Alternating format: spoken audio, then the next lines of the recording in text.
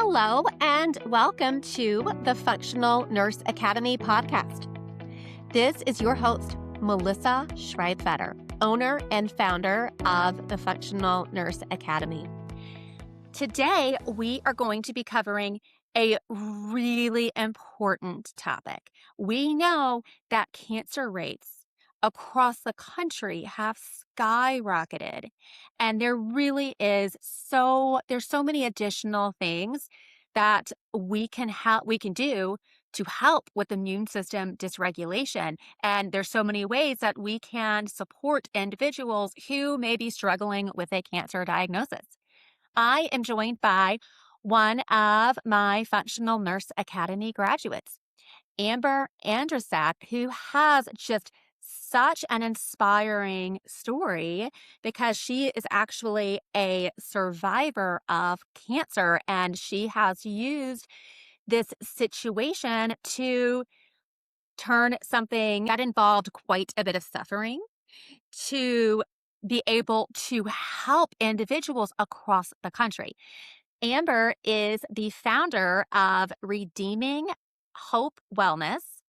She is a registered nurse, board certified functional medicine practitioner, and metabolic terrain health consultant who helps women uncover the root causes of chronic illness through a terrain focused approach to health. Drawing from her clinical nursing experience and advanced training in functional medicine, metabolic approaches to cancer, bioenergetics, and trauma informed practice, she guides clients in restoring foundational aspects of health, including mitochondrial function, blood sugar balance, nervous system regulation, toxic burden, and emotional well being. Amber's work is deeply personal, shaped by her own recovery from chronic fatigue, Lyme disease, mold toxicity, and inflammatory breast cancer. She empowers clients to better understand their bodies, address underlying imbalances, and create the conditions for resilience, healing, and long-term wellness through education, coaching, and collaborative support alongside their healthcare team. Welcome, Amber. It's great to have you. Oh, thank you, Melissa. It's really good to be here today. Yes, I have shared your story with so many people because I think it really is incredibly inspiring that you went through this nightmare with your health. And then on the other side of it, you have recovered and you're helping so many people. And for our listeners, Amber came on my show on the America Out Loud platform. I think it was like well over a year ago. So if you Yeah. guys want to go back and listen to that, I'll put that in the show notes. But I would love for you to tell our listeners about your health story. When did you get diagnosed with breast cancer? And then how did you go about remission from that condition? Yeah. Well, that's quite the story. It has a lot of twists and turns. But I was 42 years old. This was in 2022. And I had noticed a lump in my right breast. However, I had about a son he was closing in on 2 years old that I had finished breastfeeding 4 months or so before. And I was still producing a little bit of breast milk. And this is actually pretty common. I now know this is pretty common in breast cancer stories. But so I was still producing a little bit of breast milk, and I just kind of, you know, blew it off to a clogged milk duct, or that something was just going on with lactation or whatnot. And so I dismissed it, for a short period. Um, and it wasn't very much longer later that I started to see some changes in my breast that just put me on the alert. So, inflammatory breast cancer is a subset, a rare subset of breast cancer. And we say rare, yet I'm just amazed at all the young women that I am meeting with this disease. It tends to hit younger women. It tends to, it can show up in pregnancy, and it can show up during breastfeeding. That's a fairly common factor across the board. Not always, but it is common. Um, and I'd never heard of inflammatory breast cancer, but um, it doesn't usually show up as a lump. I was one of the 10% of inflammatory breast cancer patients where I actually did have a lump. But what really got my attention and what it is known for is I started to see what they call peau d'orange in my breast. And so that peau d'orange looks like an orange peel. And what it is it's edema. It is, you know, hair follicles that are becoming swollen, excuse me.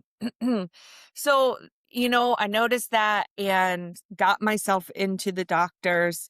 And that took a while, and finally got in to do the screening that I needed to do, and got the diagnosis at that time of just regular breast cancer. It actually took us almost a year to get to inflammatory breast cancer diagnosis. So at that point, this is the summer of 2022. I didn't know what I was dealing with full on. And so I had decided to go out to a clinic in Arizona, a holistic clinic. And I was out there for 3.5 months, and sat in a chair and did IVs 6 to 8 hours a day, and noticed that the breast was becoming worse, and learned that I was actually progressing.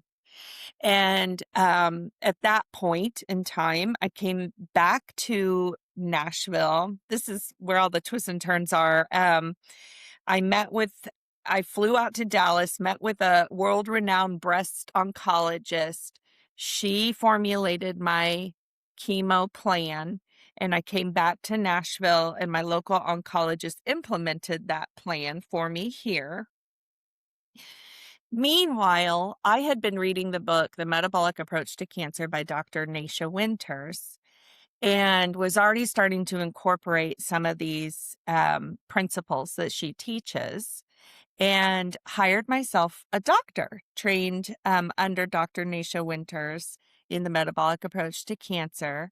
And so I did do standard of care. I did everything available in standard of care, but I also married the metabolic approach to cancer and everything that my doctor felt was reasonable, to integrate into my plan.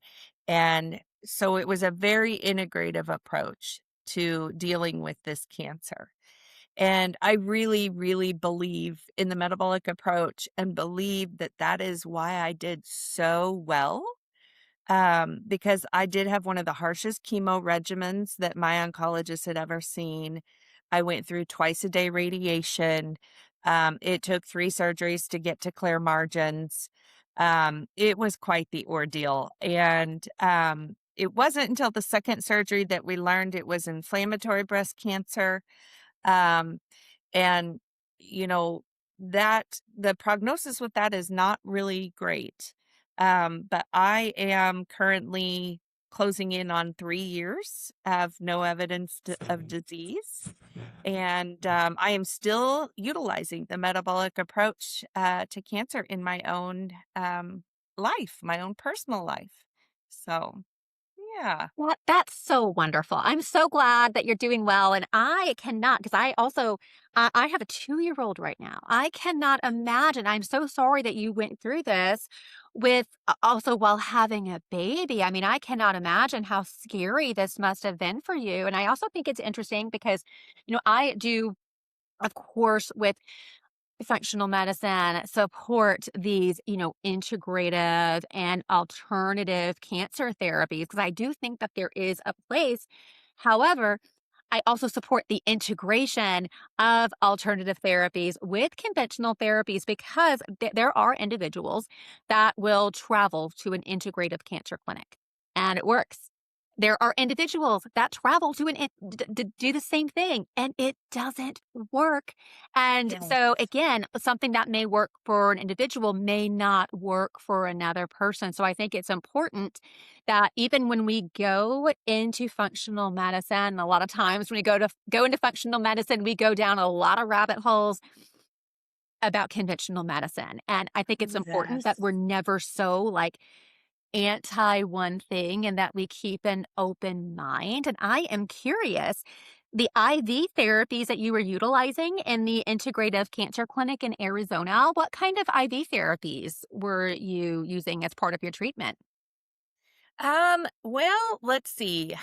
We were doing things like we did do methylene blue, curcuminoids, resveratrol. Um, I was not doing mistletoe at that point. That came later.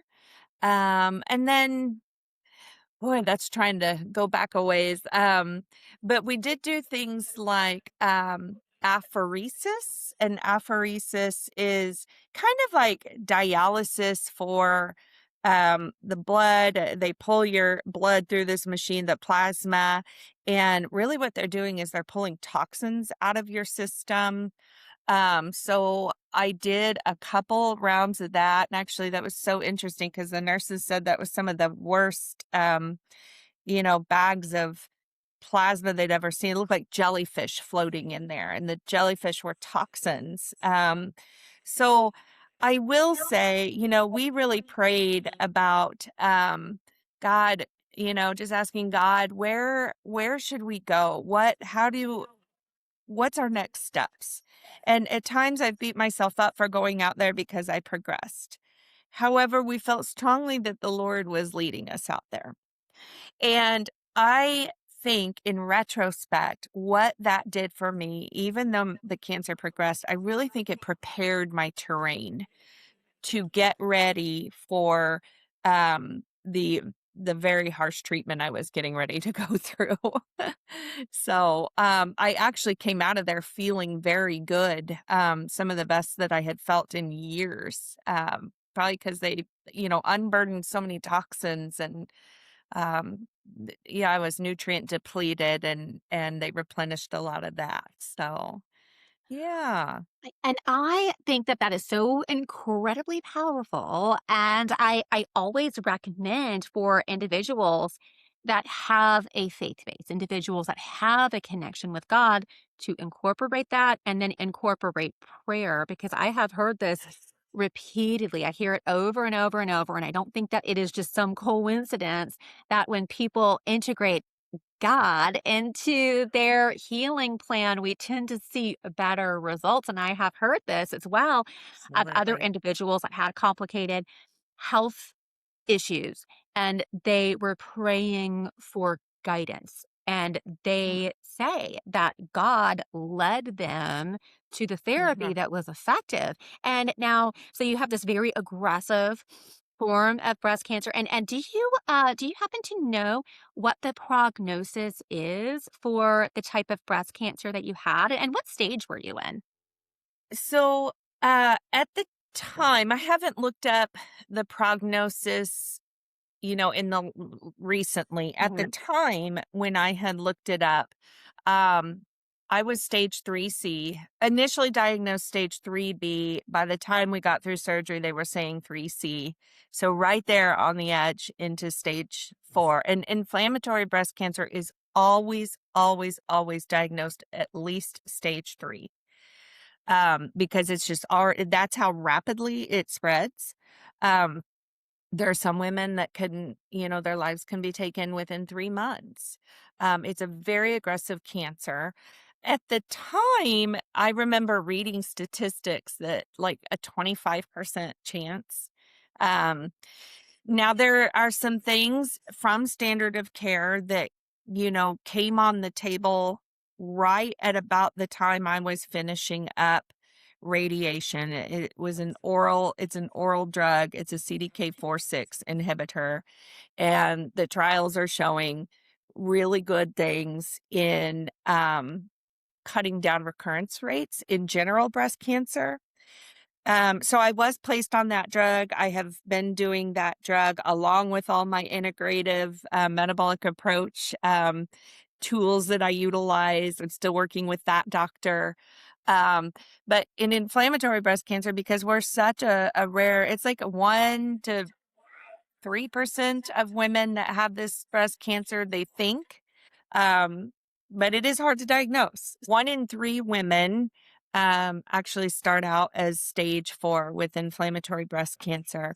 Um, and I was talking about the drug that I was placed on, and we have really good studies in regular, um, I say regular, that's not the best word, but other breast cancer settings that the recurrence rates are really being cut down. But because inflammatory breast cancer is so rare, it does not get the adequate studies that really it deserves. So we don't know for sure, but the oncologists down at MD Anderson who really lead the way, there are only 3 or 4 inflammatory breast cancer centers in our nation, and MD Anderson is one of them, and they were the original. And so when I did learn at my second surgery that I did indeed have inflammatory breast cancer, I did go down there, and they still oversee things, and they are beginning to feel like this drug, this CDK4/6 inhibitor, is really helping in the inflammatory breast cancer settings as well. So, That's wonderful. And again, it's always it's always important to have those just a variety of tools when we are dealing with these types of complex health conditions. I'm also very yes. interested to hear about the integrative therapies that you use, especially while going through such intensive chemotherapy. So, could you speak Ah. to what were some of your key integrative therapies that were incorporated into your treatment plan? Yeah. So in the metabolic approach to cancer, everything is very customized to the data of that individual. So my doctor, who was trained under Dr. Nasha Winters, her name is Dr. Kirsten West. She's amazing. She's looking at all of my data to see specifically what the needs of my terrain are. And so some of the things that we did back when I was going through chemo, um, we were doing mistletoe. I actually drove from Nashville down to Atlanta every day prior to chemo day and got an infusion of mistletoe, a very specific type of mistletoe that fit for my terrain and my cancering process. Um, I was prescribed from Dr. West 3 days of fasting during my chemo days. So I would start my fasting the day before and I would end it the day after chemo. In between, I was using a very therapeutic level ketogenic, clean ketogenic with whole foods, not dirty keto to lose weight, but a very clean therapeutic ketogenic diet. We tracked ketones, blood glucose. Um, And we were doing other, I have quite a laundry list of supplements that we were doing, nutraceuticals. Um, but they were all based on things like my epigenetics. So it wasn't just, get on the internet, read what's good for a cancering process. They were very custom tailored to what my terrain and my genetics needed. So, and then we did IVs too, like poly MBA and curcuminoids and oh, what else did we do? We even did some hyperthermia right at the breast site. Um, yeah, man, this feels like trying to go back a few years, which is good.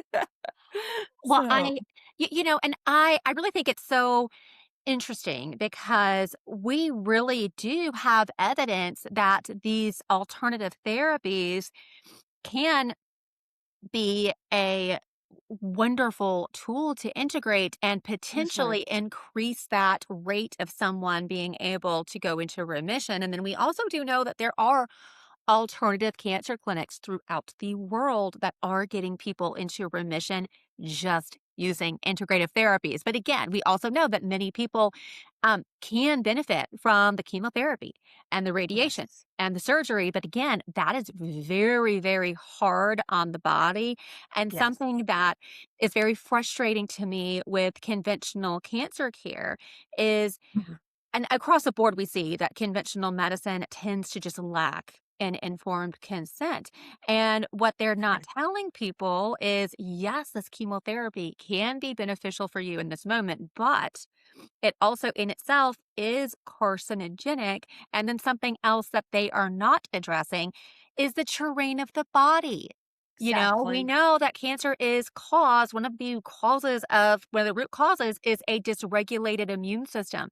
What Mhm. happened to dysregulate your immune system? Because again, cancer is Yes. basically cells gone wild. Okay. When cells Mhm. are becoming dysfunctional, it is the immune system that comes by and is like, hey, you need to stop that. But what is Yes. occurring when we see cancer cells continuing to grow and the immune system is not taking care of it? What is going on there? So I'm very interested in the mistletoe therapy. So IV mistletoe for our listeners, this is actually a treatment that is much more commonly used in Europe. I Yes. myself have, researched sources for individuals that I have worked with, and I'm glad that mistletoe therapy is available in the U.S. But again, where we live, that's like a 3 to 4 hour drive, and there are so many individuals with cancer that can benefit from it. Can you explain how the mistletoe therapy works? Yeah. Well, so by and large, it's an immunomodulator. And I mean, you were right. My immune system had been very dysregulated for years. I had dealt with chronic fatigue, didn't know, nobody could figure out what was going on. That, my immune system was so preoccupied trying to deal with Lyme disease and mold toxicity and, all these co infections that it had become very dysregulated. And so mistletoe, it's actually part of standard of care in Europe.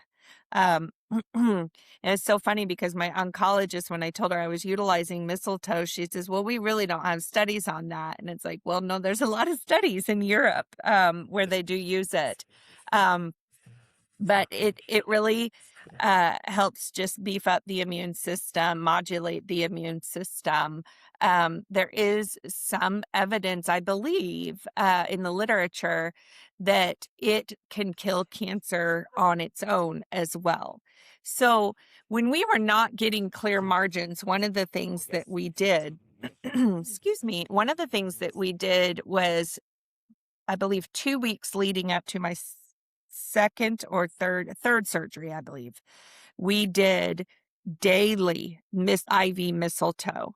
And I'm sure you're familiar with Dr. Bernoulli here in the Nashville area, that he worked with our leading mistletoe doctor in the nation, who is Dr.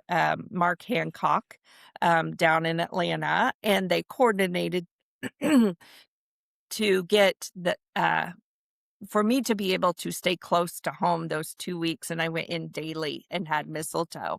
And we did get clear margins at the third surgery. That could be attributed to the amazing Dr. Lucci at MD Anderson. But I do believe the mistletoe is what kept me buoyed up, along with the fasting during my very harsh chemo regimen, because they were very, very shocked at how well I handled chemo. And I just attribute it to all these additional things we were doing to support my terrain through that process.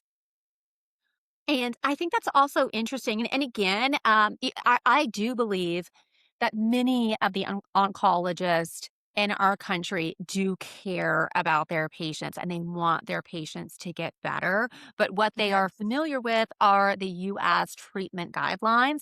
And I see the same thing again and again and again that we have these large organizations that influence the guidelines for how we treat certain diseases. But then when you look at those associations, they do tend to be accepting money from the companies that are creating the drugs. So then we tend to have this very heavy bias towards using the pharmaceuticals.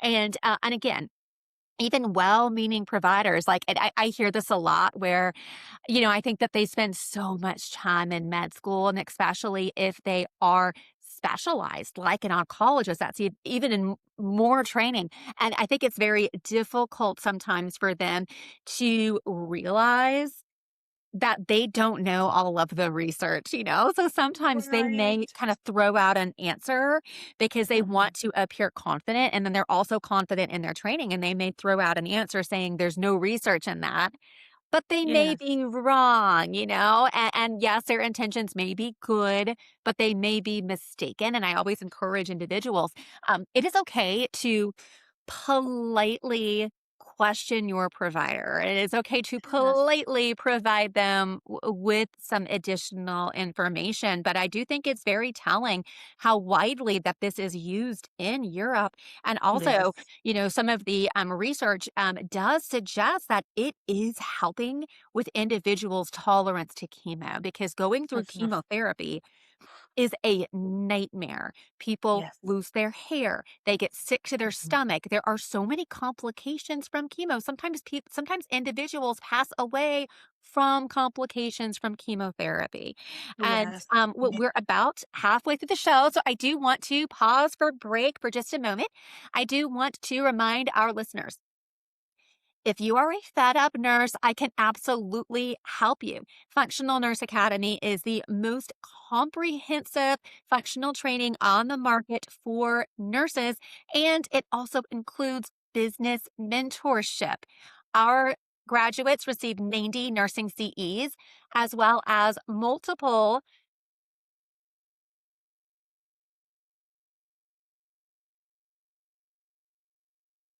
pathways to board certification titles in functional medicine and as a holistic nurse. So, if you would like to learn more about Functional Nurse Academy, feel free to join me live for our next informational webinar, which I will drop that in the show notes. You can also visit functionalnurseacademy.com. And I will see you on the other side of the break. This show is also syndicated on America Out Loud Talk Radio, on the Nurses Report radio show and podcast. So you can also find me there on any major app. Hello and welcome back. This is Melissa Schreibfetter, and I am joined today by Amber Andrasek, who is a registered nurse, functional medicine practitioner, metabolic terrain focused health consultant. And we are discussing how she was able to recover from a very aggressive form of breast cancer using conventional modalities in addition to integrative modalities. And now she truly is doing God's work because she has founded her own functional nurse business in the Middle Tennessee area. And she is helping individuals to recover their health naturally. And she is helping them to identify and address root causes of disease. Welcome back, Amber. Thank you. Yeah. So it's so great to cover this topic. And we were talking about how there are individuals that are very, very well meaning that work within oncology. However, it is just, I will say, I can't be shocked. Okay. So I had a friend who, thank the good Lord, is in remission now from stage 3 breast cancer. However, when she went through, because she did conventional therapies, the nutritionist at the center where she was treated told her, it doesn't matter what you eat as long as you eat low fat. And I hear these, and I also remember I used to be a nursing instructor. And when I would do pre and post conference in the cafeteria with my students, we were at a hospital that also had a cancer center. It had a pediatric oncology center. And we would see these children that were from the cancer unit that would be down having breakfast at McDonald's and Dairy Queen. And it's just so sad. And you look at the hospital system and you look at the garbage they're feeding these individuals, and then they have fast food in the food court. They're not promoting health. And we Mhm. also know that chemotherapy, yes, it can be it is carcinogenic in nature. We know that it significantly disrupts the microbiome. People may be successfully treated this way, but then they're not provided any information or resources on things like restoring the gut microbiome. And they're certainly not provided any information on how did this happen in the first place. So I would 100. love to hear about more about the metabolic terrain. And, if you could even touch on, what are some potential root causes of cancer that tend to be overlooked in the conventional model. Yeah. Okay. Well, so in our approach, we're looking at everything through the lens of the terrain, as you said, the terrain being like the body's internal ecosystem, right? And I like to throw that analogy out there that it's like a beautiful flower garden. Our terrain is like this beautiful flower garden. And when the soil is balanced and nutrient rich and we're immune regulated, we have these beautiful blossoms and this immaculate flower garden. But when we have depleted soil or nutrient poor soil or weakened immunity, or corrupted soil where there's toxins, this allows for weeds to grow, right? Metabolic health, I think, is misunderstood, and so when we're looking at the terrain and considering metabolic health, um what we are looking at is the whole energy management system and how efficiently the body produces and uses energy overall. I love that you are addressing environmental considerations. And something I hear, because I know we're both nurses at the registered nurse level. And I get questions from nurses all the time, and they're like, well, I don't think I can do functional medicine if I'm not a nurse practitioner. And I'm like, no, functional medicine does not mean that you are engaged in the practice of medicine. This is a modality where we are looking to help individuals with lifestyle, nutrition, investigate underlying factors. And we talked in the beginning about how cancer is basically a it can be a precursor to developing cancer is a dysregulated immune system. Well, Mhm. what dysregulated the immune system in the first place? And I think something that we have in common is we both struggled with chronic Lyme disease, which caused chronic fatigue. And then we Yes. also struggled with mold. And both of those Mhm. factors can disrupt the immune system. And I would love if you could speak to a little bit about that, because say that someone has cancer, immune dysregulation, autoimmune activation. Just Mhm. if you could touch on the importance of working with that individual to properly assess their environment. Yeah. So when I'm doing the intake, we're definitely asking questions about, have you had your house tested for mold? Have you been tested for mold? Um, our docs that we partner with are looking for heavy metals in the system. We're looking at the gut, through GI maps and seeing, do we have yeast overgrowth and all these things that are burdening our surveillance system, which is our immune system. And, we are just living in a day and age where we're so heavily bombarded by toxins. Even when we are trying to be cognizant of them and aware, they are just really everywhere. They're in our air. Glyphosates have just infiltrated our rainwater. It's in our soil of our organic food. So, we're running around, even when we're being aware of these things, being exposed to EMFs. Um, we have nutrient deficient food. Most of Americans are eating the standard American diet, which is full of toxins. It's also dysregulating blood sugar, which causes inflammation and oxidative stress. And all of these things, put together are a real strain on the terrain and the immune system. Some people don't know that we're all making cancer cells every day, but it's how optimal is our immune system functioning and our terrain functioning in order to handle those cancer cells. And we're just, reaching such a tipping point, I think, in our modern day lifestyles. The lack of movement, these toxins we're exposed to, the medications that we've been on, the trauma that people are experiencing, the emotional problems that people have, even emotional problems. We know through Dr. Candace Pert, she was the one who discovered that we do have molecules of emotions, and these molecules attach themselves to our immune systems. And, virtually they're programming the immune system to upregulate or downregulate, kind of depending on how that molecule of emotion was coded.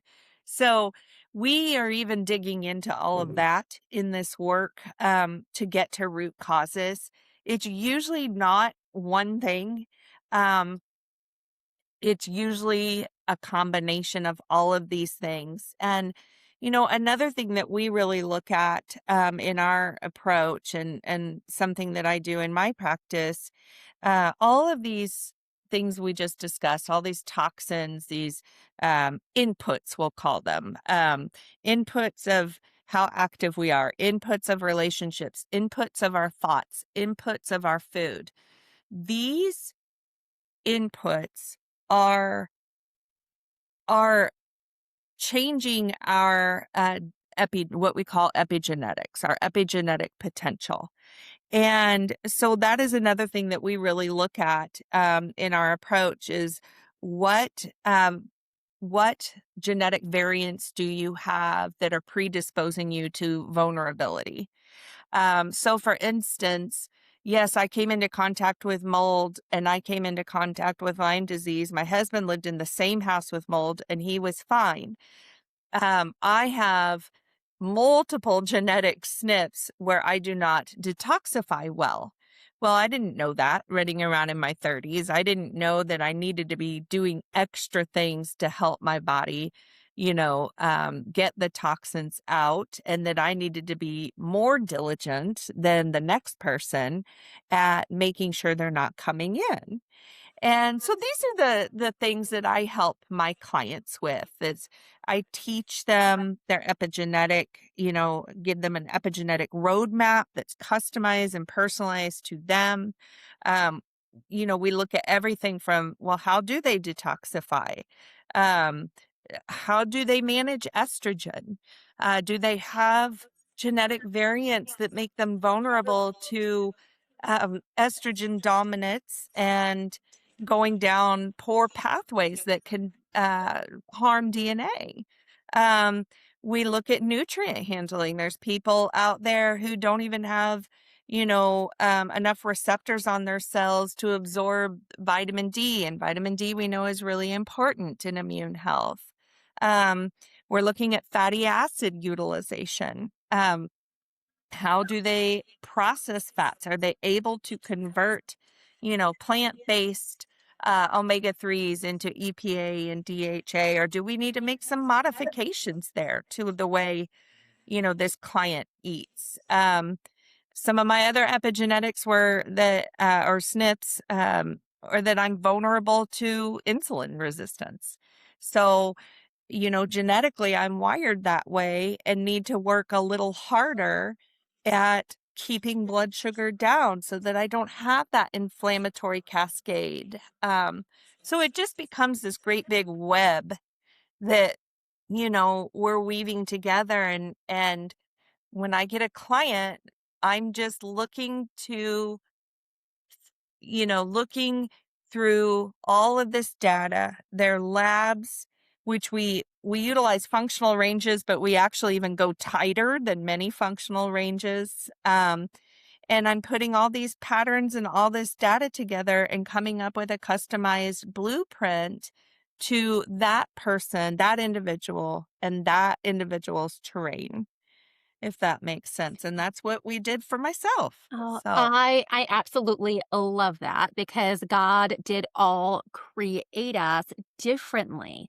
So, and exactly that's why we will see one intervention that may be effective for someone may not be effective for the other person. And right. something else that, you know, it really does bother me about standard guidelines are things like the vaccination schedule. I Yes. was stunned. I was absolutely stunned after I had my first baby and he was getting his vaccines. I just assumed that this was the same schedule I got in the 80s. Yeah. But back in the 80s, it was 24 doses over around 18 years, and now it is 72 doses. And Yes. the ignorance within the medical community for them to say, oh, well, this child had all the vaccines and they're fine. Do we just not understand that we all have a different genetic makeup? And again, Exactly. we do have different genetics. People do have certain genetic variants that can make detoxification more difficult. And those genetic variants are usually not a problem if you are not being bombarded with Yeah. heavy metals and all kinds of other chemicals in the environment. And it is a myth. It is an absolute myth that we should not be focusing on detox because we've got, liver and kidneys. And yes, God made us a liver and kidneys, but He did not design us to be injected with things like heavy metals, such as aluminum. There's so many Exactly. controversial things that not only things that are in the food supply and not even just vaccines, because we do have controversial ingredients in the vaccines.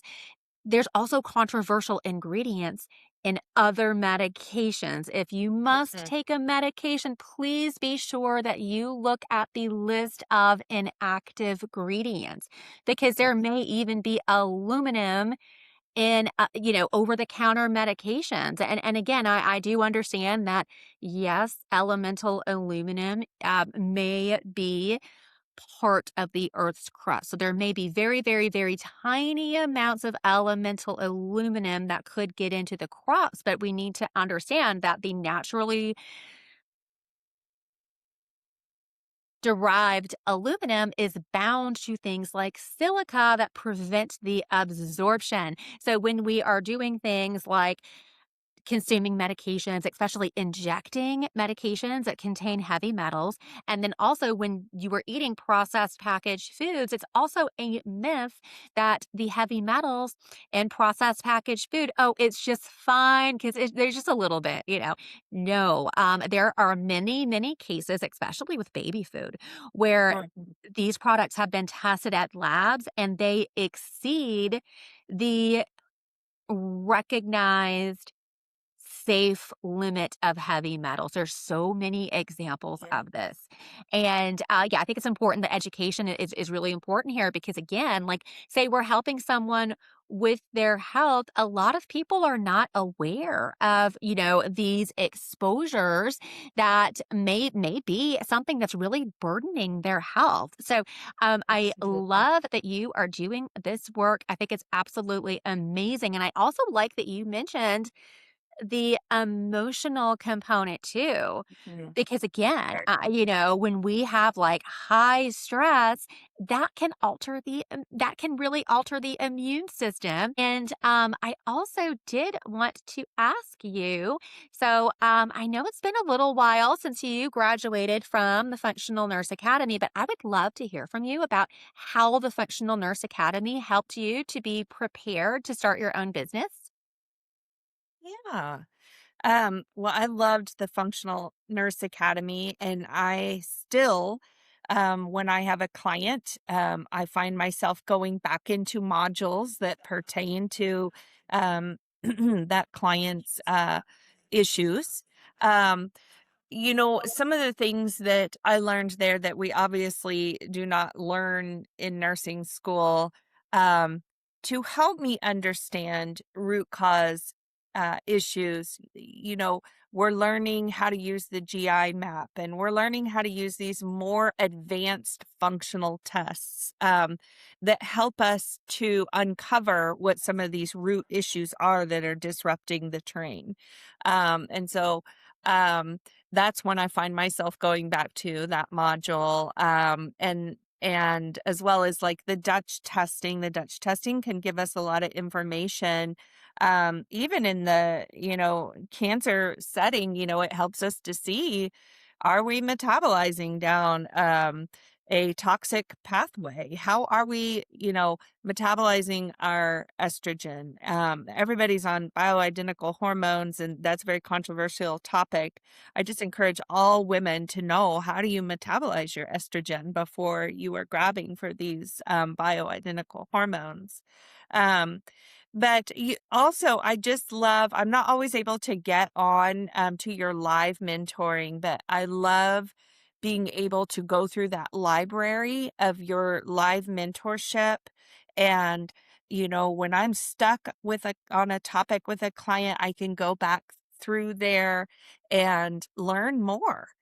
So even though I went through this program, I think maybe a couple years ago, the education is still happening because I'm still a member, and I can get in there and go through the library or refresh my memory through um, going through the different modules. And yes, it's really helped me to understand autoimmunity is a big one because you do a lot of teaching on that. That's so prevalent too, a lot like cancer is. Um, and you have so many tools in there that have helped me be able to understand when we're seeing autoimmune patterns and how to approach that. So, yeah, I tell everybody that I meet about the Functional Nurse Academy because I think it's an incredible program. I Thank really do. you so much. I'm so glad that you're benefiting from it. And again, I always say this. I'm like, we are always learning. And I think some of the worst Yes. practitioners out there are the ones that just think that they know everything. So that's why Right. I was very adamant about creating new content each month because there is so much out there. And again, everyone There is so is. unique. So I think it's important that you guys have a trusted resource and we can all support each other because I mean, being part of a community like this, you're not just out there on your own. And I'm so glad that you're using this to really, support individuals that are struggling. Because again, I mean, Yes. you and I have both been there where, Absolutely. being a mom and you've got kids to take care of, you've got a husband, you got a house, you've got work, like Yes. everything else you have going on in your life. And then Mhm. you also have unexplained chronic fatigue. So I would also love to Yes. hear, do you have a success story of a client in your practice that you were able to help? Well, yeah. I have several. I have walked through some cancer journeys with several women with breast cancer. They've all been kind of at different stages. One that really comes to mind, actually, she'd already reached no evidence of disease by the time she came to me. But she had not really worked on any of the root cause issues. And we also needed to work to rebuild her terrain. And so that's what we did. We, did everything I just discussed, got all her data, looked at her epigenetics, created a blueprint for her. I taught her principles. We by and large use a clean ketogenic diet. There's, that's a controversial topic too. But there's a lot of really great things about running off of ketones. And so I taught her all of this. And a lot of her root cause, I believe, things that contributed to her cancer. She had had quite a trauma background. She was just a precious, precious woman, but had been in an abusive marriage, and just had some really horrific things happen to her. And we really did a lot of work in that area. There was a lot of guilt she needed to release. And I just think it's really important to remember that that really is playing into our physiology. You know, when we have that kind of stress burdening our system, or we have unconscious, subconscious thought patterns going on, that in and of itself is creating leaky gut. Um, that is suppressing the immune system, keeping stress hormones, floating around. So that would be a success story. I had another gal here recently who had, in her 50s, just struggling with she was not a cancer case. She was a functional, very, pretty straightforward functional medicine case. But so we did Dutch testing on her and GI map testing, and uncovered, some H. pylori going on. So we were able to do a lot of foundational lifestyle changes, implement some, um, nutraceuticals, work on some stress response stuff with her. And by the time we were done, she's like, I haven't felt this good since I was in my 30s. So I consider that a success. So yeah, those are some of my ones that come to mind. It is just the best feeling when you are working with your functional medicine clients and then they come to you with that type of news because and again, we became nurses because we wanted to help people, and it was so just sad. It was so sad to me working in the conventional system, and you are almost always understaffed. The system is just not set up to focus on addressing these underlying issues. And I was surprised, just like even when I started, just having a functional nurse business, not being able to write prescriptions, just working on the natural interventions, how much Yeah. improvement I could get with people. I mean, it Yes. really is, it's just so tremendous. And I also had a question because we live in the same area. Are you uncovering mold frequently? Uh, yes, I am. And even in, just on a personal note, we have thought about moving. We've looked at a few various houses, and like I keep walking away from them because we're finding like mold in the crawl spaces.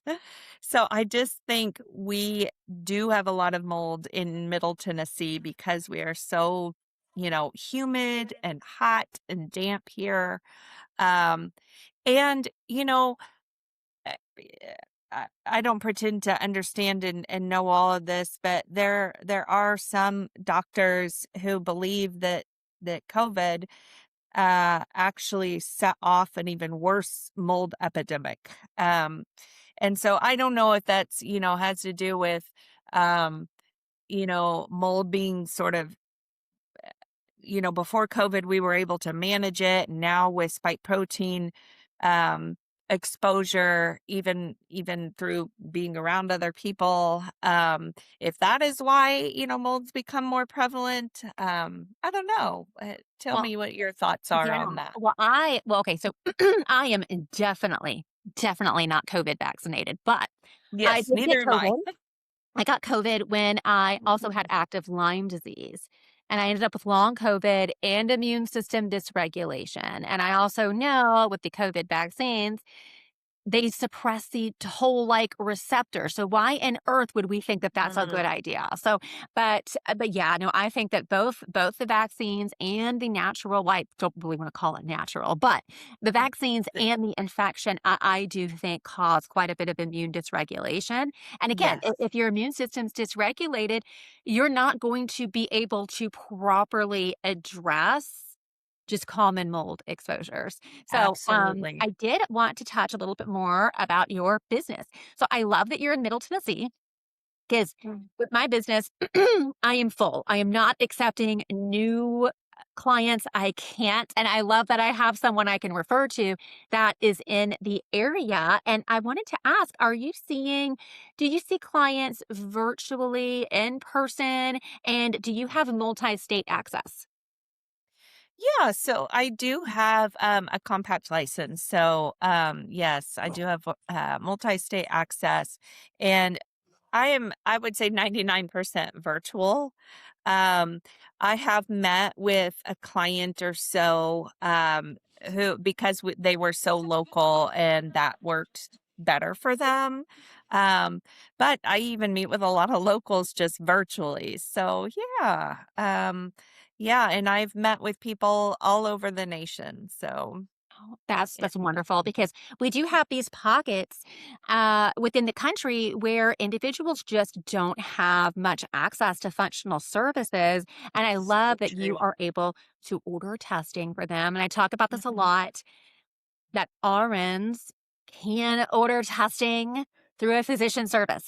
So many of the Yes. functional nurses that I have on here have that capability. And yeah, so if someone wants to work with you, what would be the next steps to get in contact with you? Yeah, well, they can reach me through my website. That is www.redeeminghopeandwellness.com. And they can schedule like a discovery call. I do those for free, and I feel like I'm pretty generous. We can chit chat for 30 minutes or so, and just see if we're a fit. Um, I do, I work with cancer, but I also work outside of cancer, and I mean, my heart is really, can we beat a cancer diagnosis to the punch, right? So women who are dealing with autoimmune or just fatigue issues that they can't figure out, I my heart is really to get in there and help people get their terrains optimized before they come into some kind of a catastrophic disease process. So yeah. Wonderful, wonderful. So I will be dropping Amber's website in the show notes, but also I'm at her website now and I'm just like reading as we're talking. She has a really great educational page about the 12 terrain elements. So I think that this is excellent that you just are offering. And I can tell that you're invested in that you care because you are just offering so much good information on your website to the public. So good job. This is amazing.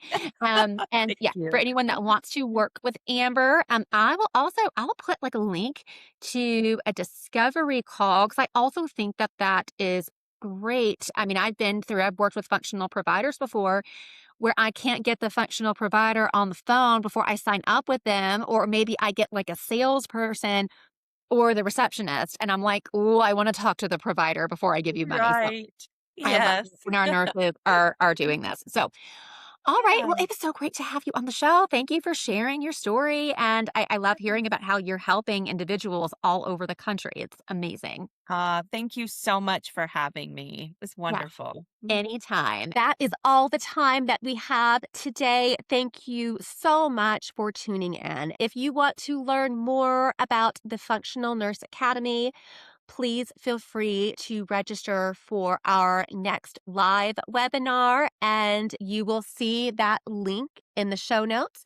You can also check out Functional Nurse Academy on our social media platforms or on our website at functionalnurseacademy.com. Until next time, be safe, be well, and God bless.